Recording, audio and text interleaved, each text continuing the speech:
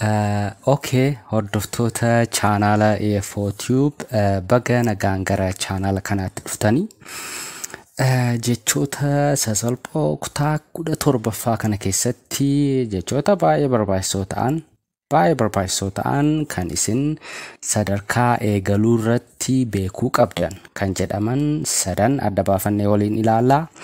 Egaa namoonni chaanaala keenya EFOTube subscribe gochuudhaan kanneen immoo viidiyoo garaagaraa nuti gadhiisnullee like gochuudhaan kanneen immoo yeroo keessan fudhatanii komentii jala seenuudhaan yaada babbareedoo nu kennitan guddaa galatooma jechuu isiniin barbaanna. Egaa jechi 48ffaa kutaa kana keessatti ilaallu app kan jettudha. Egaa app kan jettu kana karaa garaagaraa fayyadamuu ni dandeenya. Garuu akka sadarkaa keessaniif ta'utti faayidaa guguddoo sadii qabdi. Isheen jalqabaa ol jechuudhaaf kan itti fayyadamnudha. Ol jechuudhaaf fakkeenyaaf get app namni tokko get app yoo isiniin jedhe ol ka'i jechuu isaati. Fakkeenyaaf otoo isin taa'aa jirtanii namni tokko yookaan poolisiin tokko dhufee get app yoo isiniin jedhe ol ka'i akka jechuuti. Get jechuun argachuu akka jechuuti. Walumaa galatti garuu as keessatti hima kana keessatti ol ka'i get app. Fakkeenyaaf app kan jettu kana biratti down gara fuula duraatti jecha kana ni baranna. App yeroo jennu olidha. Down yeroo jennu immoo app yeroo jennu ol gara olitti akka jechuu keenyaati. Down yeroo jennu immoo gara gadiitti akka jechuu keenyaati. Get down yeroo nuun jedhu namni tokko gadi jedhi yookaan lafa taa'i akka jechuuti. Get down yoo jedhe namni tokko fakkeenyaaf hattuu wayii tokko qawweedhaan namoota baay'ee rukutaa jirti yoo ta'e namni tokko get down yoo jedhe gara lafaatti gadi siqe yookaan lafa taa'ii lafa ciise akka jechuu isaati. Gara gadiitti down gara gadiitti up gara olitti akka jechuuti. Egaa faayidaan isheen jalqabaa jecha up jettu ol jechuudhaaf. Get up ol ka'i. Get up ol ka'i. Mee fakkeenya kana biraa isiniifan kennaa. She jechuun maal jechuudha? She isheen. She jumped up. Jump jechuun maal jechuudha? Utaaluudha. Yeroo wanti tokko ol utaalu maal jennaa? Jump jenna. Yeroo ed ishee kanatti daballu immoo taateen sun taatee darbe ta'a. Fakkeenyaaf she jumped up yoo jenne isheen ol utaalte. Yoom? Kana dura. Isheen kun simple pastidha. Jumped yeroo jennu simple past jecha jump jettuuti taatee darbe. Yeroo dubbachuu barbaannu ed kana itti daballaa. Ishee kana akkasitiin qabadhaa. Jechoota garaagaraa akkamitti simple past isaanii akka uumuu dandeenyu immoo kutaa keenya itti aanan keessatti ni baranna. Ammaaf garuu she jumped up kan jedhu keessatti up kan jettu kun maal ibsiti? Ol akka jechuuti. Jumped up ol utaalte. Eenyu? She isheen. She jumped up isheen ol utaalte. Fakkeenyaaf mucaan Tolaa jedhamu yoo ol utaale maal jennaa? Tolaa jumped up jennaa. Ol utaale. Jump jechuun utaaluu. Jump utaaluu.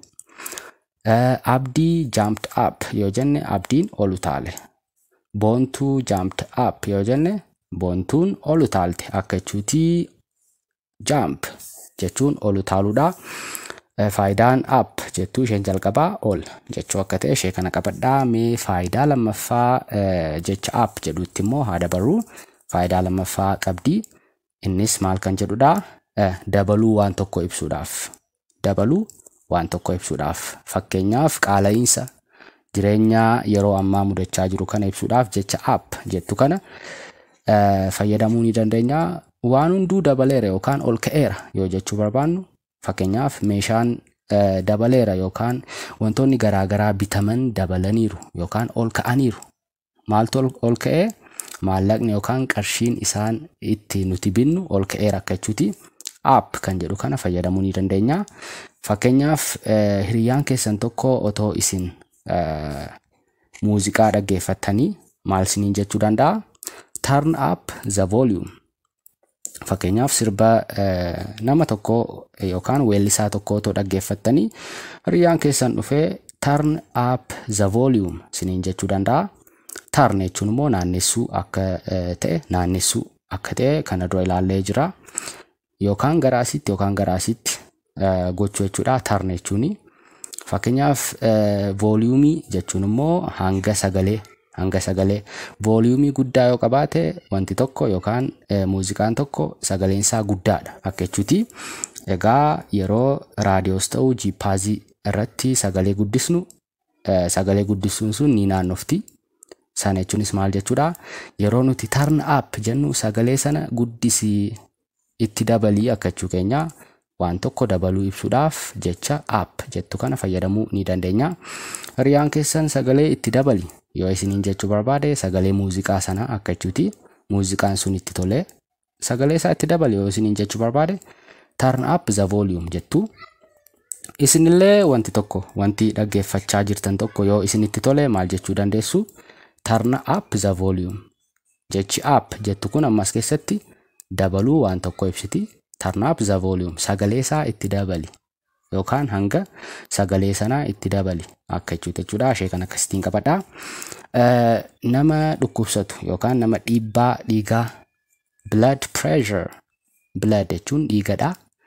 Pressure yeroo jennu immoo dhiibbaadha. Blood pressure yeroo jennu immoo dhiibbaa dhiigaa akka jechuuti. Nama dhiibbaa dhiigaa qabu tokko maal jechuu danda'a? My blood pressure. Dhiibbaan dhiigaa koo is up today. Today jechuun har'a.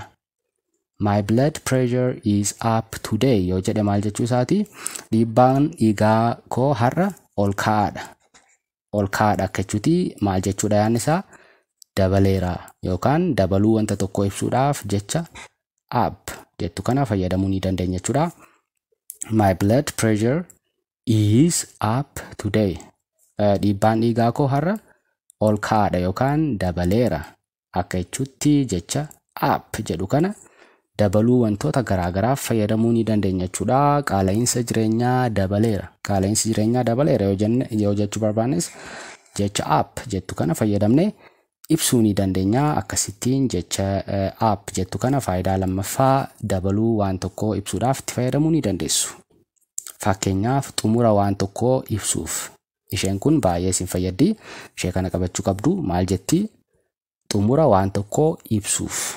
Wanti tokko yeroo xumuramu up kan jettu kana fayyadamuu ni dandeenya. Fakkeenyaaf barsiisaan tokko maal jechuu danda'a? Time is up jechuu danda'a. Qormaata otoo qoramaa jirtanii qormaanni sun sa'aatii 2tu isinii kenname ta'uu danda'a. Sa'aatiin 2 sun dhumnaan time is up jechuu ni danda'a barsiisaan sun. Sa'aatiin yookaan yeroon qormaataaf isinii kenname sun xumurameera yookaan isin fixxaniitu akka jechuuti. Qormaata keessan natti kennaa jechuu danda'a barsiisaanii. Time is up yeroo jettan yeroon xumurameera. Yeroon wanti tokkoof kenname akka jechuudha. Ishee kan akkasitiin qabadha. I gave up yoo jettan fakkeenyaaf wantoota tokko irratti abdii kutattanii wanta sana dhaabeera yookaan wanta sana gargar kuteera yookaan xumureera. Waa'ee wanta sana dhaabeera yoo jechuu barbaadan jecha up jettu kana fayyadamuu ni dandeessu. Gave kan jettu kun simple past maaliiti? Jecha give jedhuuti. I gave up yoo jettan wanta tokko irratti abdii kutadheera yookaan wanta sana dhiisuuf eeyyameera akka jechuuti. Xumura waan tokkoo ibsuudhaaf. Fakkeenyaaf isin wanta tokko hojjechaa jirtu yoo ta'e wanta sana irratti hin gammannee wanta sana dhaabuu yoo barbaadan I gave up jettu wanta sana dhiiseera yookaan xumura wanta sanatti kenneera akka jechuuti. Kana booda wanta sana hin hojjettani akka jechuuti. Fakkeenyaaf namni tokko immoo dhufee nama tokko wajjin wal loltanii hiriyaa keessan ta'uu danda'a. Nama isin beektan ta'uu danda'a. Nama isin hin beektan illee ta'uu danda'a. Shut up isiniin jechuu danda'a.